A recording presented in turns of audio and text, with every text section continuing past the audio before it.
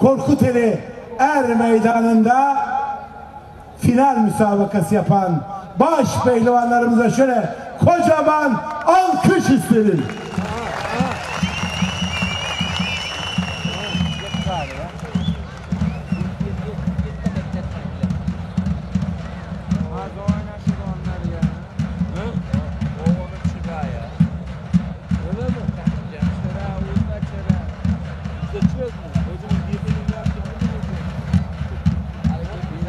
Evet, büyük orta boyunda madalya töreni. Üçüncü.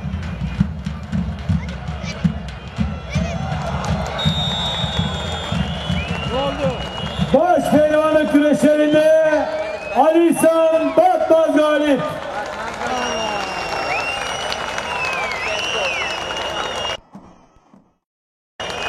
Evet sevgili izleyenler, Korkuteli'nde Er Meydanı'nda az önce çok heyecanlı bir müsabaka gerçekleşti ve baş pehlivan Ali İhsan Batmaz oldu. Sizi kutluyoruz efendim. Şu anki duygularınızı alabilir miyim? Memleketimde birinci olmak nasip oldu. Ustamla, çocukluğumun kahramanı Ali Gürbüz'le final yapmak nasip oldu. Hani mutluyum, sevenlerime güzel güreşler izletebildiysem. Böyle. Daha fazla yormuyorum sizi. Gençlere kısa bir mesaj almak istiyorum. Bu atasporunun yaşatılması hayaldi, gerçek oldu diyorsunuz. Gençlere de hayallerini gerçekleştirmesi konusunda bir mesaj. Evet, ben de bu tribünlerde güreş izliyordum. Çocuklar gibi aynı. Oradan başladı bu sevda. Sonra güreşe başladık. Allah nasip etti. Baş pehlivan oldum. Yani herkesin, çocukların hatta kötü alışkanlıklardan, şeylerden spora yönlendirmelerini isterim. Yağlı güreş de atasporumuz, peygamber sporu. Hani çok iyi, yöremizin Akdeniz bölgesinin, Antalya'nın en iyi sporu bence yağlı güreş. Tebrik ediyorum. Sağ olun. Yolunuz açık olsun. Korkuteli Belediyesi'nin pehlivanı.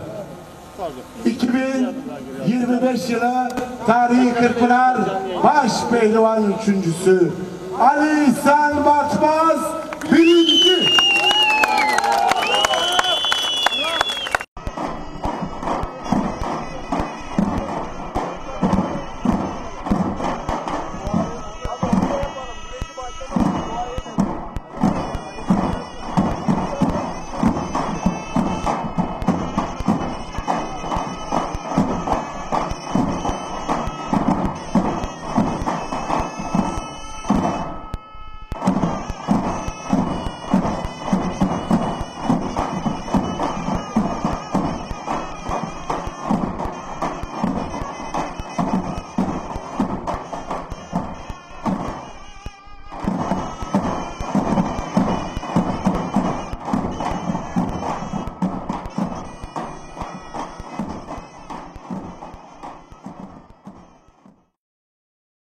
Sevgili izleyenler, bu programda Antalya Korkuteli'ndeydik. Bu yıl 34.'sü gerçekleştirilen Altın Kiraz Yağlı Pehlivan güreşleri ve Şehzade Korkut şenliklerini sizler için takip ettik.